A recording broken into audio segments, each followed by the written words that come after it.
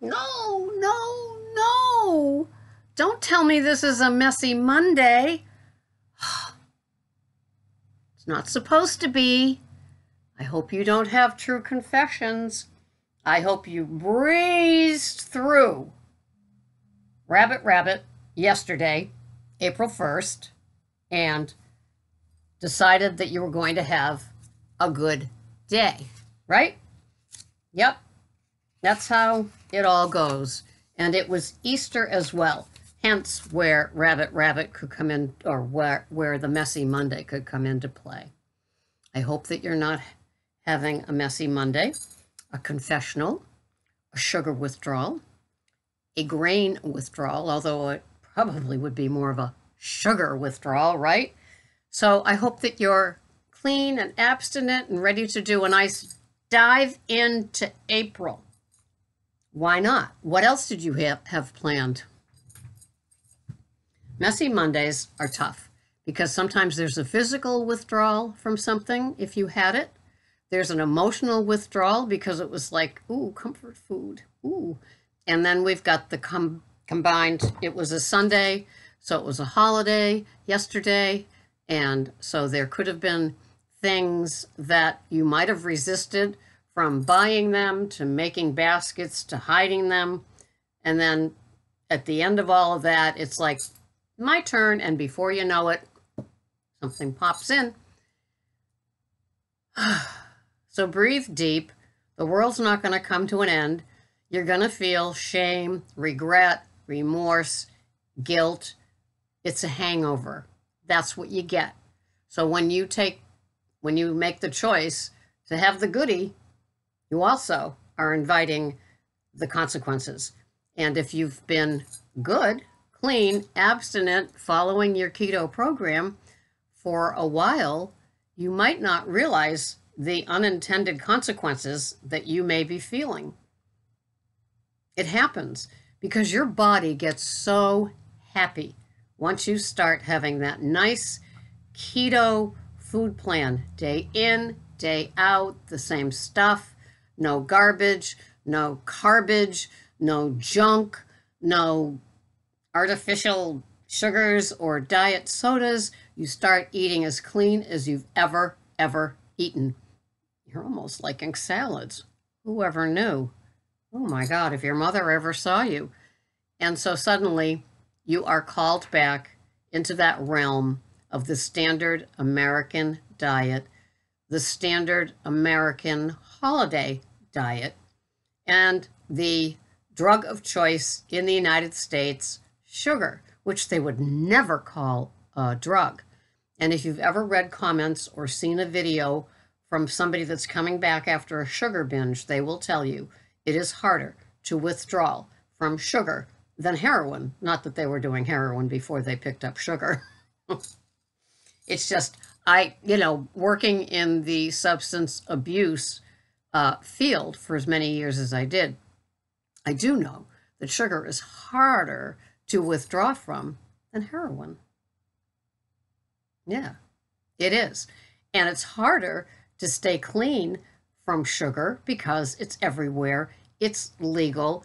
It's the American way. It's hidden in everything. It's hidden in a hamburger bun.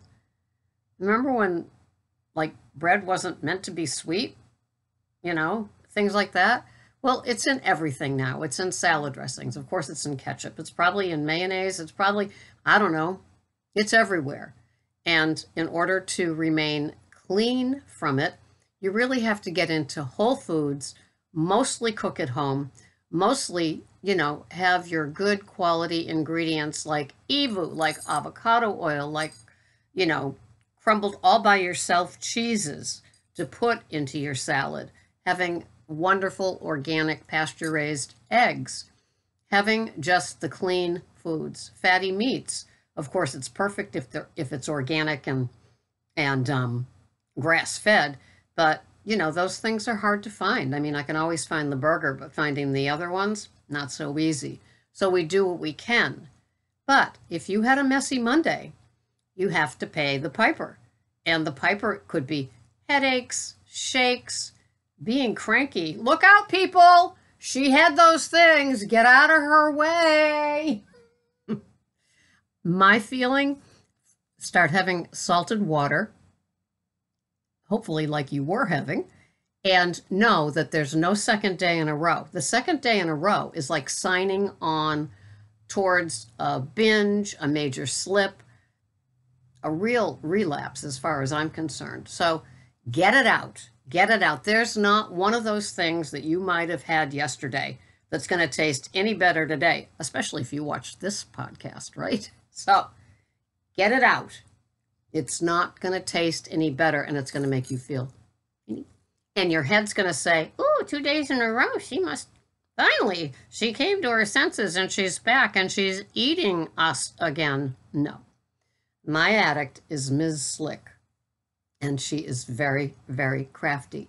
And she is such an addict that she thinks that something 2 days in a row means that we are on. Game on, Sarah. And it's a go.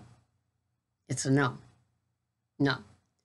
You need to just go back to the clean day of eating.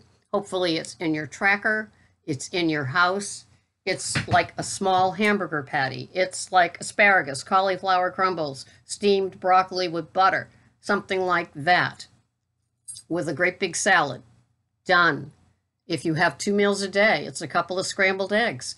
Throw on some cheese, and then some bacon on the side or sausage on the side.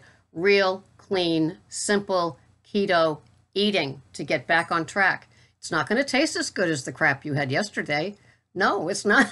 It's not chemically engineered to make you addicted. It's your keto food plan. Remember what you did on Saturday? Or maybe you're coming off of a 2 or 3 day sugar binge because you had company. People showed up. It was, all about the holiday. And, we've turned holidays into like 4 days of events. And so I feel for you, but you need to be back here. I'm not trying to smack you down, really. I'm trying to show you the seriousness of this, the importance, the work that you already put into this. Don't just leave it for a few bites of like what you might have thought of as bliss. How long did that last? The guilt, the remorse, the shame, the withdrawal, and the toxicity of your body, those are going to last a whole lot longer than those darn bites were, even if it was your most favorite thing. I know some people going into it say, I'm having it, and that's that. Okay. And I'm going to do pee sticks, and I'm going to do, blood tests, and I'm going to do all this stuff. Okay. I mean, I just assume I don't do any of the things on the side to see if I'm in ketosis. I just assume with my macros where they are, my food choices being what they are, I'm in ketosis. I don't know. I'm on maintenance.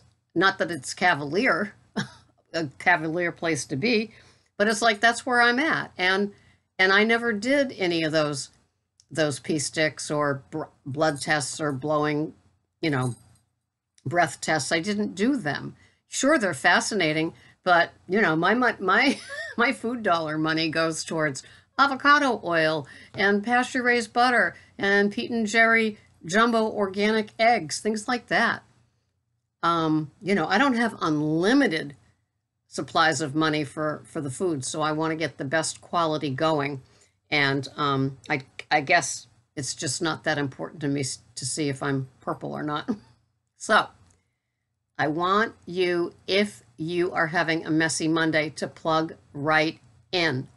You had it, it's over. Do not do it a second or a third day, because that's when the brain really gets misfired and starts thinking we're back to the old way of eating, which is a new way of eating, because this old way of eating, this new way of eating was strict and structured and measured and tracked, and you were doing so well. So have some salted water, have a fatty coffee, just get right back into it, and you will be fine. Maybe it's a lesson learned. Maybe you have more schooling to go in having treats and non-keto items. I don't know. I'm not there with you. All I'm saying is there is a way out of it, but you just have to hop back on. Hop back on this keto carriage and let us carry you back into where you were. Let us help you get back that momentum, because those bites that you had ended up not really worth it.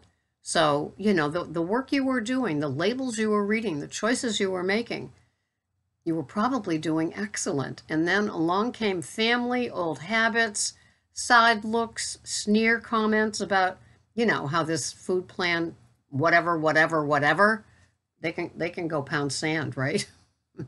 This is your keto community that you were plugged into.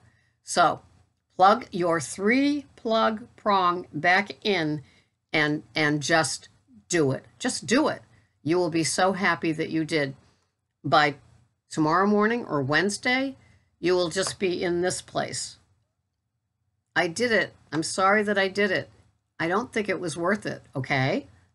Well, log that into your memory bank so the next time the treats, the urgings, the why not, the I deserve it, I've lost 30 pounds on keto, all those things rise up, you can tamp them down, because nothing tastes as good as on the way to skinny feels, right? So, my pickles, my snowflakes, and my turtles. We want a nice, slow, and steady day after day after day into where we need to be. Out of the standard American diet woods and onto that nice keto. It's like, what's that kind of skiing? Cross-country skiing.